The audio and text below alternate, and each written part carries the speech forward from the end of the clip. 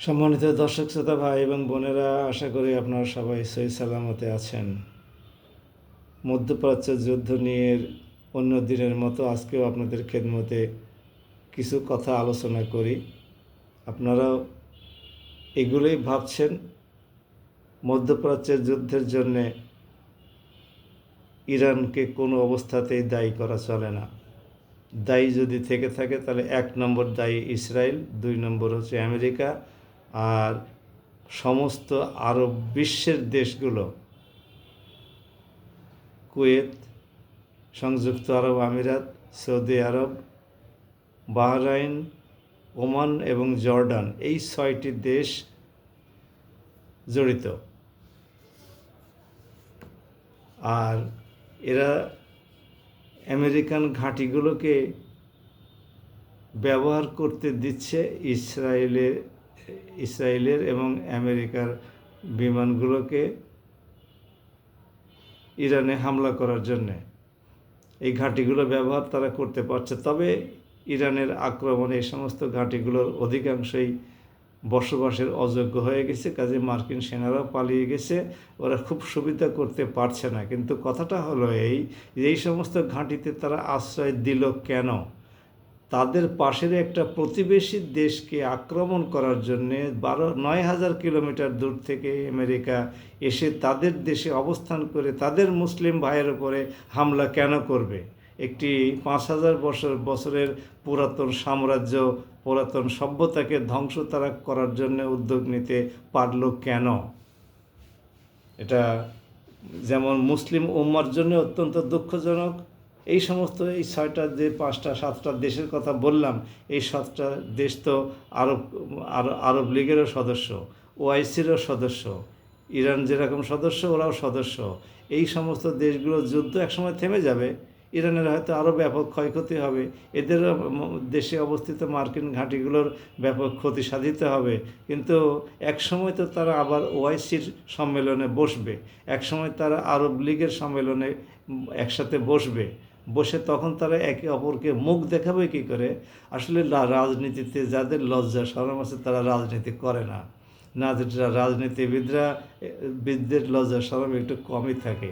দেখবেন যে পরবর্তীকালে যখন ওআইসির মিটিং হবে, আরব লীগের মিটিং হবে, তখন ইরানের সাথে সৌদি আরব গলায় গলায় পীড়িত হয়েছে, আবার এটা প্রদর্শন করবে, বলবে যে ইরান বলবে সৌদি আরব আমাদের ভাই, সৌদি আরব বলবে ইরান আমাদের ভাই। আজকে যে সংযুক্ত আরব আমিরাতের উপরে ইরান হামলা চালিয়ে ধ্বংস করে দিচ্ছে, মার্কিন ঘাঁটিগুলো যেমন ঠিক তেমনি তাদের বিমানবন্দরও ঠিক দেখবেন একসময় এই সংযুক্ত আরব আমিরাতকে ইরানকে বলবে যে আমাদের ভাই, আবার ইরানের সংযুক্ত আরব আমিরাতে বলবে যে আমাদের ধর্ম, সংস্কৃতি, বিশ্বাস, আদর্শ সব এক, আমরা একই বৃন্তে দুটি ফুল।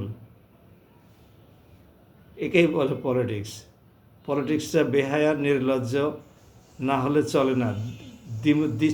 দ্বিচারিতা আচরণ না করলে, দ্বিমুখিতা প্রদর্শন না করলে এরা পলিটিক্স করতে পারবে না। যাই হোক, সম্মানিত ভাই এবং বোনেরা, বড়ই দুর্ভাগ্যের বিষয় হলো এই যে ইরানের উপরে আমেরিকা এবং ইসরায়েল ব্যাপকভাবে হামলা চালিয়ে যেমন প্রাণহানি ঘটাচ্ছে, নিরপরাধ মানুষদেরকে, সামরিক কমান্ডারদেরকে শহীদ করছে, তেমনি পর্যাপ্ত পরিমাণে অবকাঠামোগুলোকে ধ্বংস করে দিচ্ছে। এই সমস্ত অবকাঠামোগুলোর অধিকাংশগুলোতেই আমাদের বেসামরিক নাগরিকরা বসবাস করত।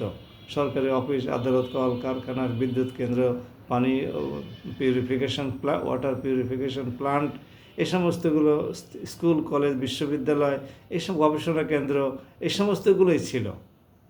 এগুলো তো রাজনীতির সাথে সম্পৃক্ত নয়। রাজনীতি সামরিক যে কেন্দ্রগুলো ছিল, কমান্ড অফিসগুলো ছিল, সেগুলোকে আক্রমণের লক্ষ্যবস্তু হতে পারে, কিন্তু আর বাকিগুলো তো লক্ষ্যবস্তু, হাসপাতাল কি কোনো যুদ্ধের লক্ষ্যবস্তু হওয়া উচিত? ও আন্তর্জাতিক কোন আইনে আছে এটা? বরং ইরান খুব সংযত আচরণ করছে আমাদের তাই মনে হয়। ইরান কিন্তু এখনও ইসরায়েলের বিশ্ববিদ্যালয়গুলোতে, শিক্ষা প্রতিষ্ঠানগুলোতে, হাসপাতালগুলোতে হামলা করে নাই।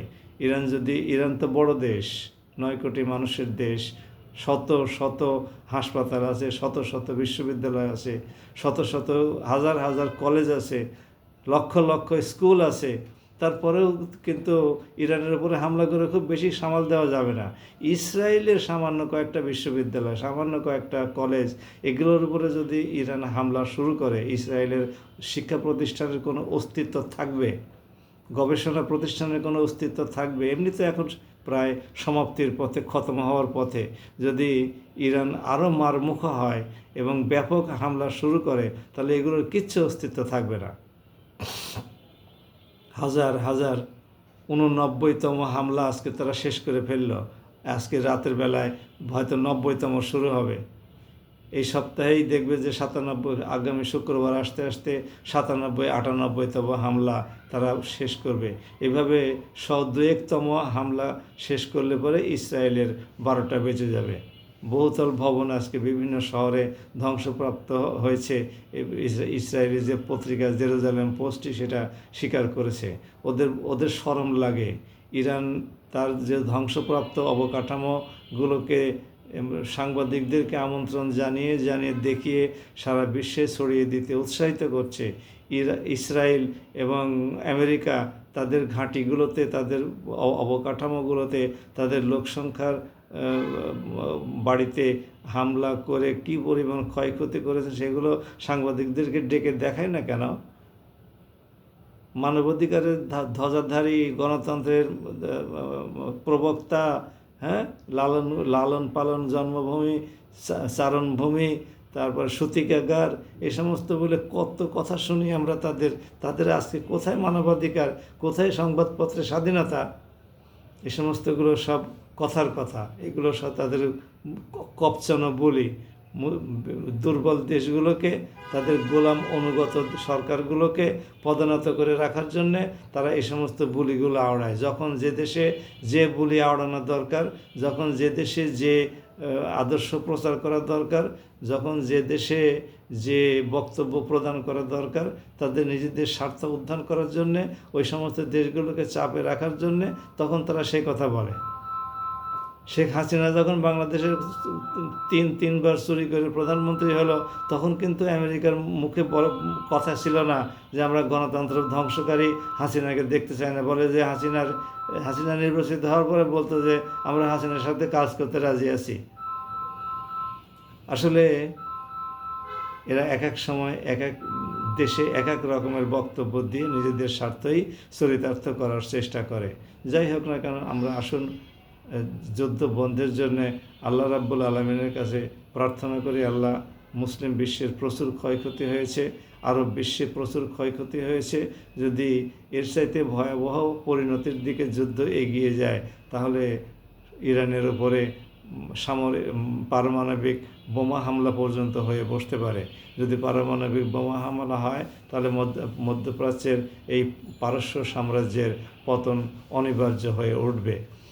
যদি হোক ইরান বড় দেশ, তার মধ্যে অধিকাংশ এলাকাটাই তো মরুভূমির। বড় বড় শহরগুলোতে কয়েকটা 8-10টা বোমা হামলা করলেই পুরা ইরান শেষ হয়ে যাবে। মরুভূমির তো কোনো ক্ষতি হবে না, গাছপালা তো মরুভূমিতে নাই। যে সমস্ত এলাকার লোক বসতি আছে, শহর বন্দর নগর আছে, প্রতিষ্ঠান আছে, অবকাঠামো আছে, স্থাপনা আছে, এগুলো ধ্বংস করে দিলেই তো আর কিছু লাগবে না। ঠিক তেমনি যদি ইরান একটু সুযোগ পায়, তাহলে ইরানের ইসরায়েলে বোমা হামলার কোনো দরকার পড়বে না। শুধু দিমোনা পারমাণবিক কেন্দ্রের উপরে একটা মিসাইল ছড়লেই, ওইটা বাস্ট করলেই ব্যাস ওই ইসরায়েল খতম, লেবানন শেষ, জর্ডান উধাও, মিশরের একটা বিশাল অংশ পুড়ে ছাই, সিরিয়ার একটা বিশাল অংশ ধ্বংস হয়ে যাবে। এই সমস্তগুলো ঘটবে। আমরা আসুন এই যুদ্ধ আর না গড়াক, অবিলম্বে যুদ্ধবিরতি হোক। এই যুদ্ধবিরতির প্রভাব ইতিমধ্যে বিশ্বের সকল দেশেই পড়া শুরু করেছে, বাংলাদেশেও পড়া শুরু করেছে।